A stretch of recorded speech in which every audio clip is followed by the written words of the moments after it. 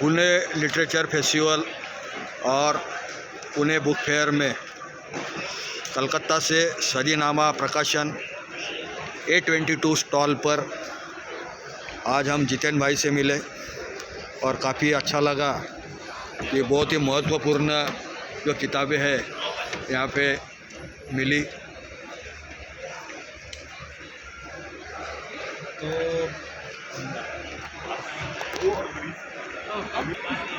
जी जिंदाबाद, जोहार, लाल सलाम। जी आप बोलिए, ये नाम आपने सदीनामा कैसे चुना और कितने साल से ये आपका आंदोलन चालू है? हम लोग जब इस फोटा को निकालने की प्रैक्टिस कर रहे थे, तैयारी कर रहे थे, तो उस समय 1999 का दिसंबर चल रहा हाँ। हल्ला था कि कंप्यूटर फेल हो जाएगा, सब चेंज हो जाएगा, डेट चेंज हो जाएगी। लेकिन ठीक उसी टाइम में जनवरी आई 2000 को नया सदी आया, तो हमने इसका नाम रखा सदीनामा। आज इसको 24 साल। जी बिल्कुल। और किस किस विषय पे आप फोकस करते हैं ज़्यादा? देखिए, हम लोग की पत्रिका मुख्य रूप से कल्चर को फोकस करती है जी, क्योंकि हमने देखा कि हमारे जो कवि हैं, हमारे जो लेखक हैं, अपनी कहानी, अपनी कविता वहाँ तक तो ठीक है, लेकिन हमारे बच्चों के लिए, हमारी संस्कृति के लिए काम हमारा थोड़ा कम हो रहा था। तो ये पत्रिका का हम लोग 24 साल से लगातार ये काम कर रहे हैं। देश के अलग अलग हिस्सों में हमें पता चलता है कि यहाँ संस्कृति है, हम वहाँ जाते हैं, रहते हैं, बात करते हैं, अपनी पत्रिका बिल्कुल। इसीलिए मैंने एक भी देखा कि बाण भट्ट की जो आत्मकथा है ये भी यहाँ पे दिखाई दे रही है। बिल्कुल। और असल संघर्ष जो होता है वो सांस्कृतिक संघर्ष होता है, तो उसी को मद्देनज़र रखते हुए आपने शायद कल्चर फोकस किया है। एक रिसेंट विशेषांक हमने निकाला है जिसके लिए पिछले 6 महीने से हमने 4 स्टेट कवर किए हैं। पहले हम बंगाल से निकले, पंजाब गए, पंजाब में केसगढ़ गए, अमृतसर गए, फिर आगरा आए। आगरा में पता चला कि गुरु गोविंद सिंह जी यहाँ लड़ने आए। जी। लड़ने के बाद में औरंगजेब के बेटे के साथ वो जीते और उसके बाद वो वहीं से नांदेड़ आए। बिल्कुल बराबर है कि गुरु गोविंद सिंह जी की जो सदा थी कि पुरजा कट मरे कबू ना छाड़े खेत और सूरा जो जानिए जो लड़े दिन के है।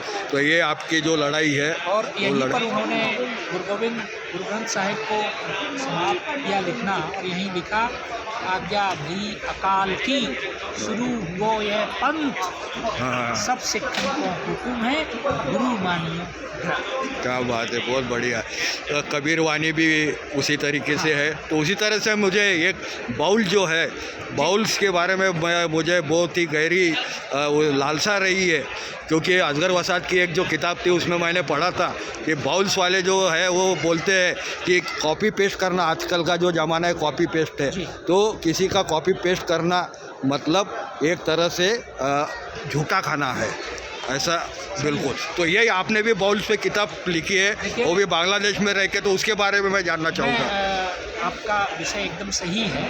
और असगर साहब ने, वजाहत साहब ने जो लिखा है, चीज़ें उसके भी आगे हैं। आगे इसलिए है कि बांग्लादेश में आज से साल भर पहले तक का जो ढांचा है, बाद में भी वही होगा। हज़ारों की संख्या में लोग रात भर पूरे बांग्लादेश में गांव में उनके गीत गाते हैं, लालन फकीर। और मुझे ये लगा कि कल्चरली जो इंटीग्रिटी है हमारी, जैसे हमारा बंगाली भाई है, वो पहले बंगाली है, फिर वो हिंदू है, फिर वो मुसलमान है।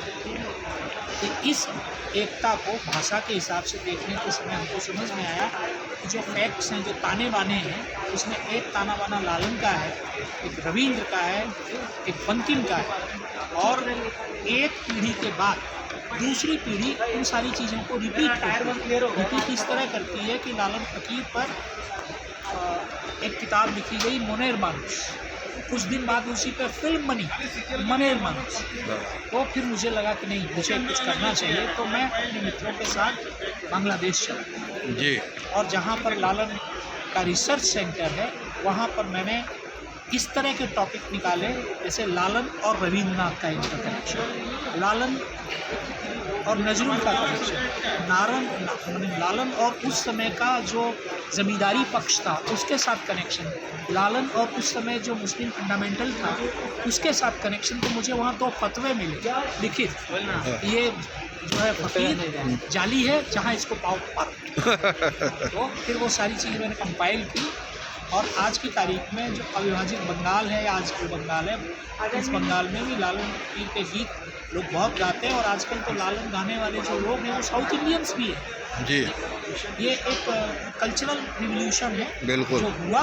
और आश्चर्य की बात यह है कि हम इस बात को बार बार कहते हैं कि रविन्द्रनाथ ने जो गीत लिखे हैं वो बांग्लादेश के भी राष्ट्रगीत है, हमारे देश का भी है, और बीच में कहीं कनेक्शन है तो वो सीधे लालन का है, क्योंकि लालन का जहाँ अखाड़ा है जहाँ वो रहते थे और वहाँ रविन्द्रनाथ की जमींदारी थी और बाकायदा अभी उनकी वहाँ कोठी है, म्यूजियम है और सुरक्षित जी। मातंग ऋषि का भी बहुत बड़ा योगदान कल्चरल इसमें है, तो उन पे भी कुछ किताब है? देखिए किताब तो नहीं है, लेकिन मैं 2-3 चीज़ें बताता हूँ। हाँ। आपको आश्चर्य है हाँ। कि बंगला में जो किताबें छप रही हैं, हाँ। कहाँ? बांग्लादेश में। हाँ। वो चाणक्य पे है, हाँ। मातंग ऋषि पर है, हाँ। रीजन पे है, पॉलिटी पे है। हाँ। तो बांग्ला भाषा के हिसाब से मैं बताता हूँ कि बंगाली जो उस पार का है, इस पार का तो जानते ही है, उस पार के बच्चे वहाँ जो किताबें छप रही हैं वो पहले से ही जानते हैं और हमारे बच्चों से ज़्यादा जानते हैं जी। आदिवासियत या आदिवासी डम जिसको हम बोलते हैं, तो आदिवासी विजडम पे जैसे रामदयाल मुंडा जी का जो काम है, तो वैसा कुछ काम और किसका हुआ है उधर बांग्लादेश में या फिर बंगाल में? देखिए बंगाल में बड़े मज़े की बात है, आप असहमत भी हो सकते हैं। हाँ। बंगाल का जो आदिवासी है हाँ। वो दलित से बात नहीं करता, जबकि दोनों की समस्याएं एक। बिल्कुल। बंगाल का आदिवासी, बंगाल का दलित, बंगाल का मुस्लिम, तीनों 3 तरह से सोचते हैं। हाँ। और हमारे यहाँ मतलब बंगाल की खासियत ये है कि अभी हम लोगों ने पिछले साल दलित साहित्य अकादमी बनाई, आदिवासी साहित्य अकादमी भी बनाई, लेकिन ये जो हल्की सी लाइन है इसको हमको आपको मिलकर ही तोड़ना पड़ेगा। बिल्कुल। क्योंकि कुछ लोग चाहते हैं कि ये चीज़ बनी रहे तो हम भी उसमें रोटी सेकें। बिल्कुल बिल्कुल, वो डिवाइड एंड रूल अभी भी लगातार चालू है। तो कल्चरल रिवॉल्यूशन लाने के लिए आपने ये सदीनामा जो आपकी पत्रिका चलती है पिछले 24 साल से चल रही है, तो आपने जो कुछ विशेषांक निकाले उसकी भी खासियत थोड़ी सी बता दीजिए। तो देखो ये पर है, ये हमारा मेवात का स्टेशन है। मेवात क्या है कि गुड़गांव, आगरा, मथुरा, अलवर, ये चारों के बीच का जो एरिया है इसको जाटलैंड कह सकते हैं, ये मेवात की कल्चर है। और इस कल्चर की खासियत ये है कि यहाँ जो मुसलमान है वो शादी में अपनी बेटी को गाय देता है। जी जी जी, क्या बात है। और शादी में जब होती है यही हमारी गंगा जमनी तहजीब है और इसको ही आप बरकरार रख रहे हैं। और आपकी पत्रिका जब उसकी शादी होती है तो रात भर वो महाभारत गाता है। जी जी जी, क्या बात है। पांडवानी कहते हैं। बिल्कुल बिल्कुल। नहीं, हमने देखा कि राजस्थान में भी जो है वो कबीर के भजन गाते हैं, पाकिस्तान में भी गाते हैं। का एक हिस्सा राजस्थान के साथ है, बिल्कुल, अलवर बोलते हैं। बिल्कुल बिल्कुल। हम जो किसान आंदोलन में थे तो मेवात वालों ने, जो मुस्लिम भाई थे, उन्होंने हमारे लिए लंगर भी खोला था वहाँ पे शाहजहाँपुर बॉर्डर पर। बिल्कुल, और यही लगातार आपका ये आंदोलन जारी रहेगा। आपको बहुत बहुत शुभकामनाएं। जहाँ भी कल्चर की बात है और वो कल्चर की बात जिसको हम लोग छोड़ दे रहे हैं तो चीज़ें बिगड़ जा रही हैं। हमें हाथ लगाना चाहिए। बिल्कुल हमने अलवर में जब मेवात की संस्कृति पर 2 दिन का सेमिनार किया तो सेमिनार में लोग रोने लगे। जी जी, हम बात ही नहीं कर पा रहे। बिल्कुल। तो आपने बुलाया, बात की, तो मैं बांग्लादेश भी गया, अपने वहाँ भी रहा, अभी पंजाब से आया हूँ। बिल्कुल सर, यहाँ भी अगर मुझे कोई ऐसी चीज़ लगेगी तो मैं यहाँ रह के काम बिल्कुल बिल्कुल बिल्कुल। सोक्रेटिस ने भी यही कहा था कि सोक्रेटिस को जब पूछा गया था कि आप कहाँ से आए हो, तो Socrates doesn't say that I belong to Greece, I came from Athens. But I belong to the whole world. तो उसी तरह से बराबर है, आप भी एक वैश्विक काम आप कर रहे हैं और ये आंदोलन और इसमें मुझे लोगों का बहुत सहयोग मिला। बिल्कुल बिल्कुल। और इसके लिए मैं एक स्लोगन भी आपको कहना चाहूँगा कि think globally, act locally and do personally. तो ये डू पर्सनली कोई करता नहीं, आप कर रहे हो, इसलिए आपके लिए बहुत बहुत शुभकामनाएं। और सभी दर्शकों को एक अभी निवेदन है कि A22 जो स्टॉल है इसको ज़रूर विजिट करिए। जी जी, A22। अच्छा।